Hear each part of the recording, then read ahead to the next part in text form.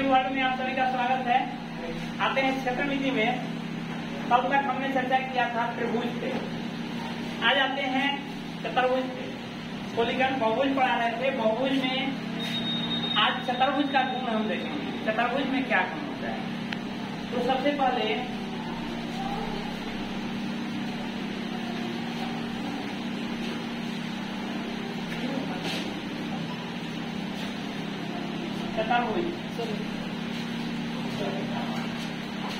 चतुर्भुज का मतलब होता है चार भुजाओं से, चार सीधी रेखाओं से घिरे हुए, चाहे वो चार सीधी रेखाएं कैसे भी हो।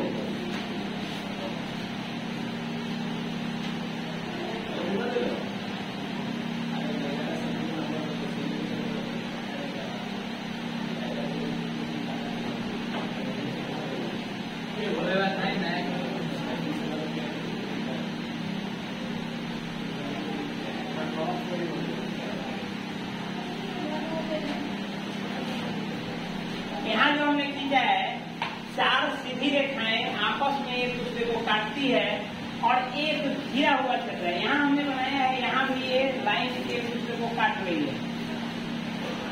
ये 180 डिग्री नहीं है, ये हम मानते हैं 170 डिग्री है या 160 डिग्री है। अर्थात यहाँ भी एक दूसरे को काट रही है, सीधी रेखा नहीं है। 180 सीधी रेखा रहती तो 180 एंगल, यहाँ पे एक एंगल बन रहा है जो 160 डिग्री है। इसलिए यह भी एक चतुर्भुज है, त्रिभुज नहीं है। त्रिभुज रहता ये सीधी रेखा रहती, लेकिन हम कह रहे हैं यह सीधी नहीं है, थोड़ा सा यहाँ से जुड़ी हुई रेखा है, ऐसे है। तो देखने में भले ही आपको लगे कि ये एक चतुर्भुज नहीं है, लेकिन ये एक चतुर्भुज है। क्यों? क्योंकि इस बिंदु पर ये सीधी रेखा ही है और यहाँ से ये ऐसे थोड़ा सा कर्व ले ली है। तो चार भुजाओं से घिरे हुए क्षेत्र को एक चतुर्भुज कहते हैं। हम आते हैं चतुर्भुज के गुण और उसके प्रकार से। सबसे पहले चतुर्भुज के गुण देखते हैं। चतुर्भुज के गुण पर, चतुर्भुज के गुण में देखते हैं। हम आते हैं चतुर्भुज पे। चतुर्भुज के गुण में, चतुर्भुज के गुण होंगे क्या? चार भुजाओं से घिरे हुए क्षेत्र, साथ ही इसके सभी कोणों का मान, सभी कोणों का योग। आप देखेंगे कि कोई भी चतुर्भुज हो, इसको हम दो त्रिभुज में काट सकते हैं। कैसे भी एक सीधी रेखा खींच दीजिए, इस एंगल से इस एंगल को मिला दीजिए, देखिए दो त्रिभुज का निर्माण हो गया उसी चतुर्भुज से। हम जानते हैं कि एक चतुर्भुज, एक त्रिभुज के सभी कोणों का योग कितना होता है? 180। इसलिए दो त्रिभुज के सभी कोणों का योग कितना होगा? 360। कोई भी कैसा भी चतुर्भुज हो, उसको एक सीधी रेखा से डायगोनली उसको आप मिला दीजिए तो वो एक दो त्रिभुज का निर्माण करेगा। एक चतुर्भुज से दो त्रिभुज का निर्माण होता है और हम जानते हैं कि एक त्रिभुज के सभी कोणों का योग 180 डिग्री होता है। इसलिए चतुर्भुज के सभी कोणों का योग कितना होगा? 360 डिग्री होगा।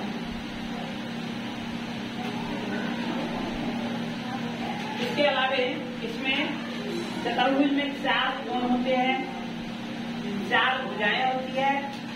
उसके अलावे चार वर्टिसेज होते हैं।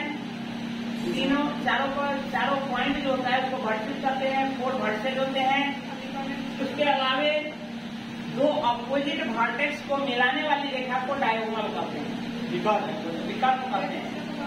दो अपोजिट वर्टेक्स को मिलाने वाली रेखा को विकर्ण कहते हैं, डायगोनल कहते हैं। जैसे ये हम मानते हैं A, B, C और D, ये एक चतुर्भुज है। इसमें 4 वर्टिसेज हैं। कौन कौन वर्टिसेज हैं? A, B, C और D। इसमें D का अपोजिट कौन सा वर्टिसेज है? सामने, अपोजिट कहते हैं सामने को। D का अपोजिट वर्टेक्स D है और A का अपोजिट वर्टेक्स C है। तो इसमें अपोजिट वर्टेक्स को यदि एक सीधी रेखा से मिला दें, यानी A से लेकर के C को मिला दें, तो हम कहेंगे AC क्या है? AC विकर्ण है। उसी तरह से D से B को मिला दे तो DB क्या है? DB एक विकर्ण है। तो किसी भी चतुर्भुज में कुल कितने विकर्ण होंगे? कुल 2 विकर्ण होंगे। चतुर्भुज में 2 विकर्ण होते हैं, 2 विकर्ण, 4 वर्टेक्स। उसके अलावे 4 साइड्स 4 एंगल्स। ये एक चतुर्भुज का गुण है, इतना हर एक में होगा। इसके अलावे अब हम आते हैं चतुर्भुज के प्रकार के। चतुर्भुज कितने प्रकार के होते हैं?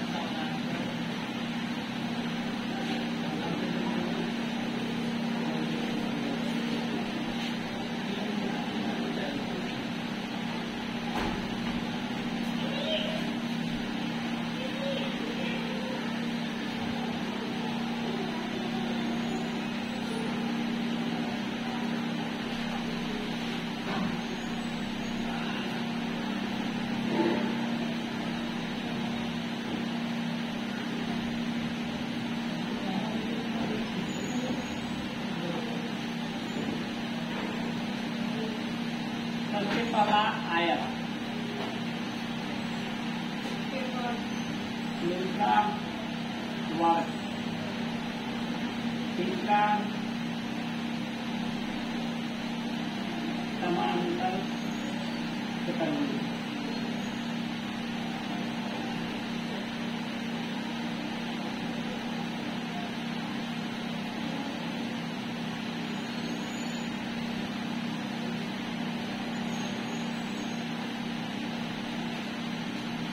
समलंब चतुर्भुज।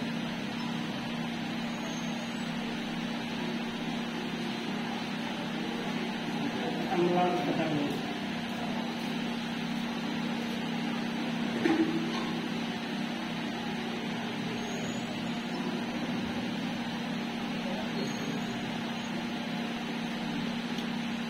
चतुर्भुज ये हो गया आपके चतुर्भुज के प्रकार। हम जैसा जानते हैं कि चतुर्भुज है तो उसमें 4 भुजाएं और 4 कोण तो होंगे ही होंगे, साथ ही 2 विकर्ण भी उसमें होंगे हर हाल में। इसमें अंतर सबसे पहले आयत पे आते हैं, इसको कहते हैं रेक्टेंगल।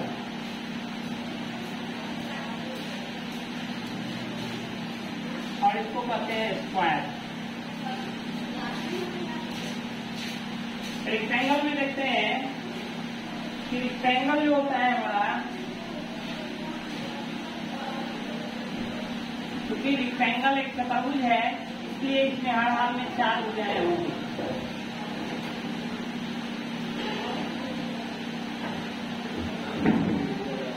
लेकिन साथ ही साथ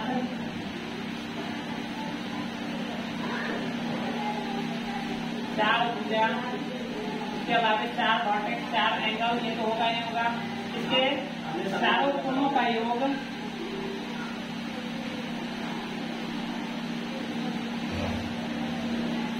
योग 360 होगा। ये तो आपका क्या हो गया? ये तो रेक्टेंगल है, ये तो आपके क्वाड्रिलेटरल का गुण है, तो इतना गुण तो कॉमन होगा ही। 4 वर्टेक्स, 4 एंगल्स, 4 साइड और सभी कोणों का योग जो होगा 360 होगा। इतना तो एक चतुर्भुज होने के नाते इसमें होगा। इसमें विशेष क्या होता है? इसके अलावे क्या होता है? इसमें आमने सामने की भुजा बराबर होगी। ये इसका स्पेशल गुण है। स्पेशल गुण इसलिए कहते हैं कि सभी तरह के चतुर्भुज में यह नहीं होगा। हो भी सकता है, नहीं भी हो सकता, यह जरूरी नहीं है। आमने सामने की भुजा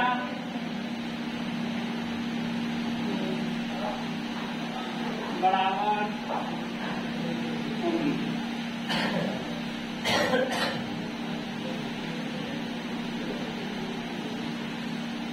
सभी कोणों का मान समान।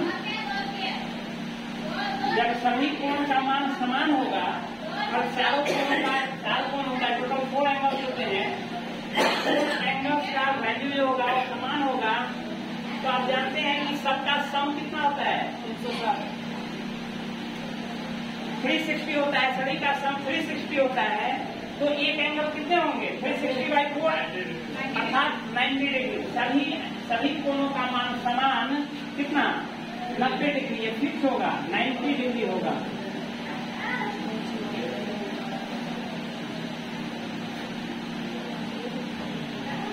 अब आते हैं इसके और जो प्रॉपर्टी है, सबसे पहले तो इसकी परिमिति और क्षेत्रफल। अभी हम क्षेत्रमिति जो पढ़ा रहे हैं, मेन इसका क्या है, क्षेत्रफल निकालना। तो क्षेत्रफल ज्ञात करने के लिए सबसे पहले हम इस पर क्षेत्रफल पर चलेंगे और उसके अलावा परिमिति पर। तो जैसा हमने कहा था, किसी भी फिगर का क्षेत्रफल क्या होता है, इसके सारे बिंदु को टच करें तो वो क्षेत्रफल होगा। और यदि चारों तरफ केवल एक बार बाहरी परत को हम छूते हुए निकल जाए तो परिमिति होगा। तो इसकी परिमिति बराबर क्या होगी, इसमें जो भुजा है, दो प्रकार की भुजा है, एक ये भुजा और दूसरा ये भुजा। जितनी इसकी लंबाई है उतनी ही इसकी लंबाई है, और जितनी इसकी लंबाई है उतनी इसकी लंबाई है। तो इसमें जो होगा आपका, जो बड़ी भुजा होगी उसको हम लंबाई कहते हैं, और जो जिसका माप छोटा होगा उसको चौड़ाई कहते हैं। एक आयत हो, आयत में बड़ी भुजा वो लंबाई, बड़ी माप की भुजा लंबाई, तथा छोटी माप की भुजा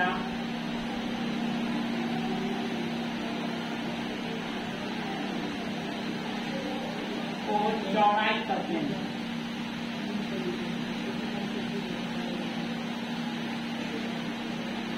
चौड़ाई कहते हैं, अर्थात यह लंबाई है लेंथ और यह चौड़ाई ब्रेथ। लंबाई और चौड़ाई करते हैं। अब देखिए इसकी परिमिति पर हम चलते हैं सबसे पहले, यानी आयत की परिमिति।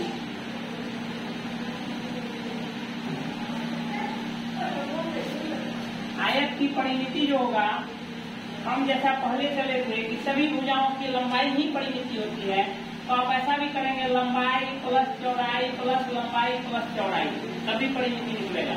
क्योंकि परिमिति कोई भी फिगर हो, उसकी परिमिति उसके सारे भुजाओं का योग जो होगा, चाहे वो चतुर्भुज हो, चाहे त्रिभुज हो, चाहे वो किसी भी तरह का चतुर्भुज हो, चाहे वो खसभुज हो, बहुभुज हो, कोई भी बहुभुज होगा, उसकी परिमिति बराबर इन सारे भुजाओं की लंबाई को जोड़ देंगे, उसी को कहते हैं। तो यहाँ आयत में हम देखें कि यह लंबाई है, यह चौड़ाई है, इसको भी लंबाई ही बोलते हैं और इसको भी चौड़ाई ही बोलते हैं, क्योंकि आमने सामने की भुजा बराबर होती है। यदि यह x मीटर है तो यह भी x मीटर होगा, और यह y मीटर है तो यह भी y मीटर ही होगा। तो यहाँ x plus y plus x plus y, परिमिति बराबर क्या हो गया, परिमिति बराबर हो गया लंबाई प्लस चौड़ाई प्लस लंबाई प्लस चौड़ाई। देखिए 2 बार लंबाई और 2 बार चौड़ाई होता है, अर्थात 2 इंटू लंबाई प्लस 2 इंटू चौड़ाई, या इसी को हम कहते हैं 2 अंडर ब्रैकेट लंबाई और प्लस चौड़ाई। यानी लंबाई और चौड़ाई को जोड़ दीजिए और उसके 2 से गुना कर दीजिए, वो परिमिति निकल जाएगा। ये direct 2 into L plus B, 2 into L और प्लस बी। एल से हो गया लेंथ और बी से हो गया ब्रेथ।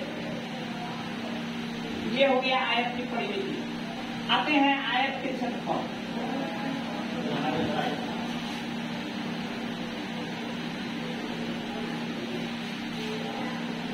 आयत का क्षेत्रफल बराबर होता है लेंथ इंटू ब्रेथ, यानी लंबाई में चौड़ाई।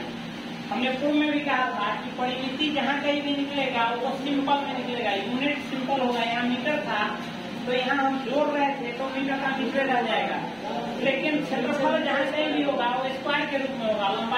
लंबाई का यूनिट एम इंटू चौड़ाई का यूनिट एम, यानी एम स्क्वायर। तो लंबाई गुने चौड़ाई यानी आयत का क्षेत्रफल जो होगा वो क्या होगा, मीटर स्क्वायर में हो जाएगा।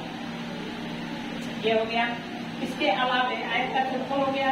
इसके अलावे हमने एक और नया ये पढ़ा है कि इसमें विकर्ण होता है।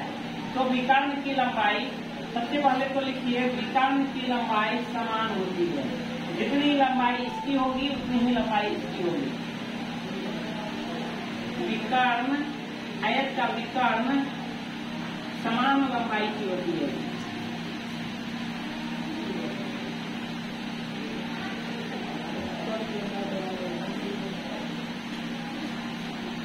दी है। आपने इससे पहले त्रिभुज पढ़ा है और उसमें भी समकोण त्रिभुज पढ़ा है। मानते हैं यही एक फिगर है, यह एक फिगर एबीसीडी जो हमने आयत बनाया है, उसी आयत से इस विकर्ण की लंबाई का फॉर्मूला आप खुद फाइंड कर लेंगे। कैसे? तो इसमें से मानते हैं ये ऊपर वाला पार्ट हम मिटा दे रहे हैं, ठीक है। तो क्या बचा? त्रिभुज BDC या BCD, ये ना बच रहा है। त्रिभुज BDC को हम अलग खींचते हैं। अब इस त्रिभुज BDC में ये B क्या है, ये BD क्या है? इस विकर्ण का, सॉरी इस आयत का विकर्ण है। लेकिन उस त्रिभुज BDC के लिए ये क्या हो जाएगा? कर्ण हो जाएगा। जैसे इसका खींचते हैं,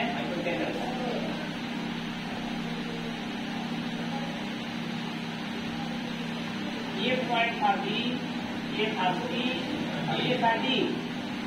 यह पार्ट जो है इसी चतुर्भुज का, इस आयत का, ये क्या है? आधा पार्ट है। इस आधे पार्ट में हमने कहा था कि आयत तभी होगा जब प्रत्येक कोण 90 डिग्री होगा। इसका मतलब यह एंगल उस आयत का, तो एक ही एंगल हमारे पास है। लेफ्ट एंगल तो कट गया है, ये एंगल तो पूरा है नहीं, क्योंकि ये एंगल पूरा, ये पूरा एंगल D तो पूरा यहाँ खींचा नहीं हुआ है। एंगल D का पार्ट ये भी है, ये पूरा एंगल D ये है, उसमें से मात्र इतना एंगल हम यहाँ ये ले रहे हैं। उसी तरह से एंगल B ये पूरा था, लेकिन उसका इतना पार्ट मात्र यहाँ खींचा हुआ है।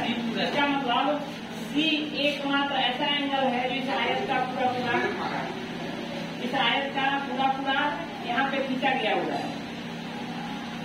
तो यहाँ C जो खींचा हुआ है, ये हमने कहा था कि आयत के हर एक एंगल का मान 90 होगा। इसका मतलब यह कोण 90 डिग्री होगा। ये दोनों 90 नहीं होगा, क्योंकि इस 90 का, ये पूरा 90 था, उसका मात्र कुछ पार्ट यहाँ है। उसी तरह से यहाँ ये पूरा था, उसका मात्र कुछ पार्ट यहाँ है, मात्र कुछ पार्ट चाहिए, हाफ पार्ट यहाँ है। तो यहाँ देखिए, यह जो है आपका 90 डिग्री है। यह एक त्रिभुज का निर्माण किया। त्रिभुज में 90 डिग्री के सामने के, इसका लंबाई यहाँ क्या था? यहाँ x सेंटीमीटर ये था, या x मीटर ये था, और y मीटर ये था। हमको विकर्ण निकालना है, विकर्ण की तरफ चल रहे हैं, विकर्ण का फॉर्मूला के बाद हम डेवलप कर रहे हैं। तो ये आपका हो गया क्या? इसका उसको बेस, ट्रायंगल में हम इसको बेस कर सकते हैं और इसको हाइट कर सकते हैं, ठीक है, या परपेंडिकुलर कर सकते हैं। ये P है और ये B है, और ये 90 डिग्री के सामने के भाग को क्या कहते हैं? सामने के भुजा को क्या कहते हैं? हाइपोटेनस कहते हैं। ये हाइपोटेनस है। हाइपोटेनस पाइथागोरस थ्योरम से हमने देखा था कि पाइथागोरस थ्योरम से हाइपोटेनस की लंबाई जो होती है वो कैसे निकालते हैं? h² = p² + b²। तो h हमको ऐसे निकालना है, तो हम जानते हैं पाइथागोरस थ्योरम से h² = p² + b²। B है परपेंडिकुलर और B है बेस। तो h से बराबर क्या हो जाएगा? h = √p²। है आपका कितना? यहाँ y² और प्लस बेस कितना है? x²। यानी यही जो निकला, ये क्या निकला? हाइपोटेनस निकला। और जो हाइपोटेनस की लंबाई है वही हमारे विकर्ण की लंबाई है। अर्थात विकर्ण की लंबाई बराबर क्या होगी? ये y और x क्या था हमारा? लंबाई और चौड़ाई था, वही ना था। तो विकर्ण की लंबाई एक आयत में, विकर्ण की लंबाई बराबर होगा √, क्या? लंबाई स्क्वायर प्लस चौड़ाई स्क्वायर, लंबाई स्क्वायर और प्लस चौड़ाई स्क्वायर। ये विकर्ण हो गया। और हमने पूर्व में भी कहा था विकर्ण की लंबाई समान होती है। देखिए यहाँ x² + y², √, x² + y², इसका मान होगा। और यहाँ जब निकालेंगे तभी देखिए √x² + y², यानी दोनों विकर्ण हमेशा समान होता है। किसी आयत के दोनों विकर्ण आपस में बराबर होते हैं।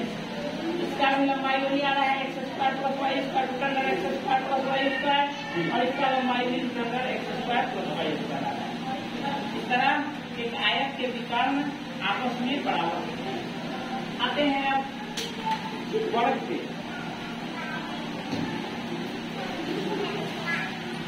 एक वर्ग पे आते हैं।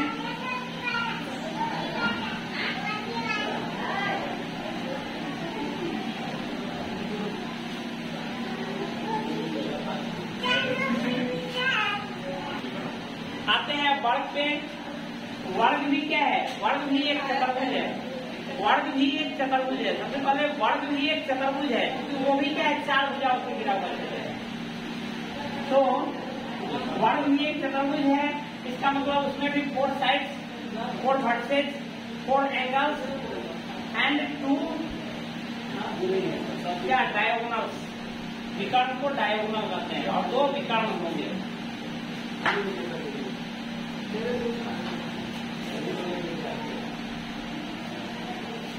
यह एक वर्ग है। यह एक वर्ग तब होगा जब यह x होगा, ये भी x होगा, ये भी x होगा और ये भी x होगा।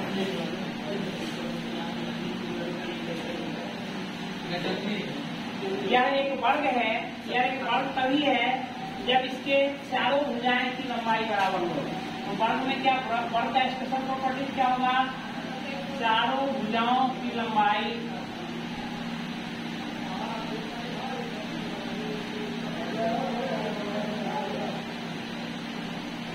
समान या समान होती है। चारों भुजाओं की लंबाई समान होती है। अन्य गुण जो है, जो आपका एक क्वाड्रिलेटरल का है, वो गुण तो है नहीं। उसके अलावे आयत का गुण भी इसमें सम्मिलित है। सभी कोणों का मान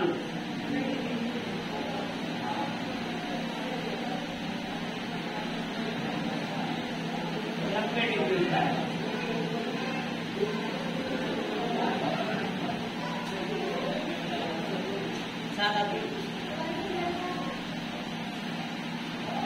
सभी कोणों का मान 90 डिग्री होता है। आपने देखा कि एक आयत जो इससे पहले हमने बनाया था,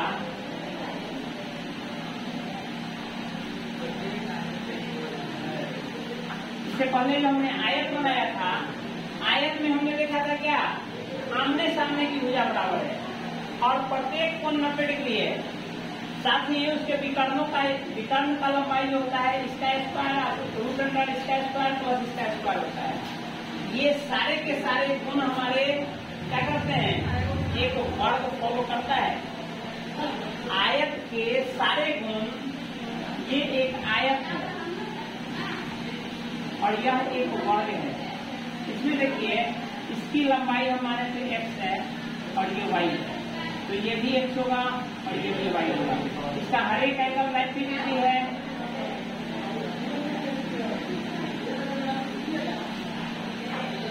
यह एक वर्ग है, इसका भी हर एक एंगल 90 डिग्री है।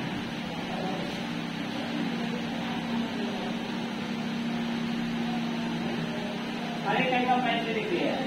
यहाँ देखते हैं कि एक आयत के सारे गुण इसमें है या नहीं, हम इस पर कंपेरिजन करते हैं। ये पूछता है क्वेश्चन, आयत के हर एक गुण। आयत का गुण क्या है? आमने सामने की भुजा बराबर। ये x तो ये भी x। देखिए, इसका ये x है तो इसका ये x है, इसका ये y है तो इसका ये y है, इसका ये x है तो इसका ये x है। आमने सामने की भुजा बराबर है कि नहीं है? जितनी ये है उतनी ही ये है और जितनी ये है उतनी ही ये है। प्रत्येक कोण 90 डिग्री है। प्रत्येक कोण 90 डिग्री है। इसका मतलब हर एक वर्ग, प्रत्येक वर्ग एक आयत है। यानी वर्ग हर एक गुण, आयत का हर एक गुण अपने में समाहित रखता है। प्रत्येक वर्ग एक आयत है। अब नेक्स्ट क्वेश्चन बनता है, क्या प्रत्येक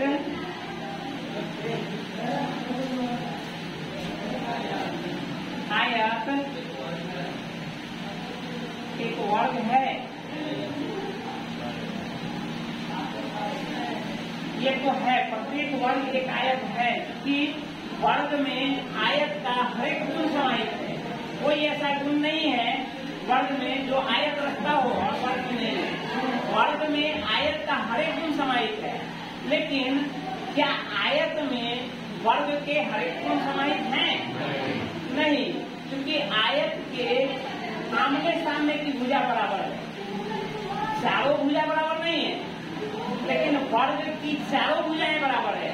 यदि एक इसका लेंथ अलग हो जाएगा तो वह एक वर्ग नहीं रहेगा, और अन्य सभी कोण इसमें समाहित हैं, लेकिन यह कोण इसके चारों भुजाएं बराबर हो, यह इसमें समाहित नहीं है इस आयत में। इसलिए क्या प्रत्येक आयत एक वर्ग है? नहीं, प्रत्येक आयत एक वर्ग नहीं है। यह क्वेश्चन पूछता है और इसको आपको याद रखने की जरूरत है। प्रत्येक वर्ग एक आयत है, लेकिन प्रत्येक आयत एक वर्ग नहीं है। तो प्रत्येक कोण 90 डिग्री होता है। उसके अलावे अन्य भी उससे डिफरेंट जो है, इसके अलावे भी केवल यही एक अंतर नहीं है, इसके अलावे भी अन्य अंतर है। अन्य अंतर क्या है? जैसे एक पहले तो समानता पे चलते हैं, विकर्ण की लंबाई, विकर्ण की लंबाई, एक वर्ग के विकर्ण की लंबाई जैसे आयत में निकाले थे √L² और प्लस B², उसी तरह से इसमें भी निकाल सकते हैं। लेकिन इसमें कुछ स्पेशल गुण भी है। क्या गुण है कि जितना L है, लंबाई जितनी है उतनी ही चौड़ाई है। यानी यहाँ क्या हो जाएगा, √, किसके केस में? ये वर्ग के केस में। वर्ग के केस में जितना L होगा, ब्रेथ भी क्या होगा, उतना ही होगा। यदि L B दोनों बराबर हो तो B को हम L भी लिख सकते हैं। यदि L और B का वैल्यू बराबर हो, जितनी लंबाई उतनी ही चौड़ाई, तो हम लंबाई और चौड़ाई अलग अलग क्यों लिखेंगे? एक ही साथ लिख सकते हैं। दोनों को L ही मान सकते हैं या दोनों को B ही मान सकते हैं। फायदा, दोनों को एक मानने से फायदा ये होगा कि दोनों सेम वेरिएबल होगा तो दोनों क्या होगा, आपस में जुड़ जाएगा। फिर क्या हुआ, L² प्लस L² क्या होता है? 2L² होता है। इक्वल टू ये L, इसको हम ऐसे भी लिख सकते हैं 2 × L²। इक्वल टू ये रूट से बाहर निकलेगा तो L हो जाएगा, लेकिन 2 अकेला रूट में रह जाएगा, 2 × L, अर्थात √2। L क्या है? भुजा की लंबाई, भुजा की लंबाई, भुजा की लंबाई। यानी वर्ग के विकर्ण क्या होते हैं? √2 × भुजा की लंबाई। वर्ग का विकर्ण क्या होता है? √2 × भुजा की लंबाई। ये हो गया वर्ग का विकर्ण। वर्ग के विकर्ण से अब देखते हैं, इस दोनों में थोड़ी सी अंतर और है। एक प्रॉपर्टी और ऐसा है जो आयत और वर्ग दोनों का डिफरेंट होता है। एक प्रॉपर्टी तो ये हुआ कि लंबाई चौड़ाई दोनों समान नहीं होगा, लंबाई चौड़ाई दोनों समान होगा वर्ग में। एक और डिफरेंस है जो दोनों में समान नहीं होता है, वो ये होता है इसमें विकर्ण जो होते हैं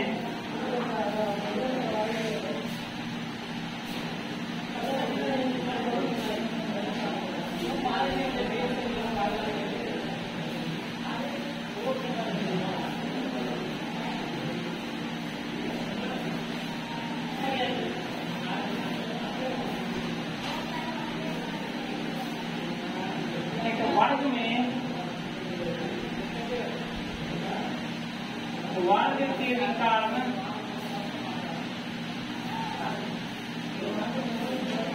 एक दूसरे को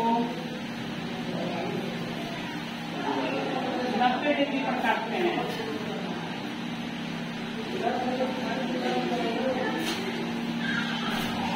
वर्ग के विकर्ण एक दूसरे को 90 डिग्री पर काटते हैं। यह प्रॉपर्टी आपके आयत में नहीं होता है। आयत के विकर्ण एक दूसरे को निश्चित एंगल पर नहीं काटते हैं। वो डिपेंड करता है वो कितना, लंबाई बहुत अधिक होगा तो एक कोण बहुत बड़ा हो जाएगा, दूसरा कोण बहुत छोटा हो जाएगा। लेकिन आयत में, सॉरी वर्ग में विकर्ण एक दूसरे को 90 डिग्री पर काटते हैं, ये निश्चित है। चलिए आज हम यही पर समाप्त करते हैं। अब नेक्स्ट क्लास में इसके अन्य भी पार्ट जो है, जैसे है समानांतर चतुर्भुज है, समलंब चतुर्भुज है, उस पर चर्चा करेंगे। आज यही पर समाप्त करते हैं। नेक्स्ट तब तक के लिए धन्यवाद।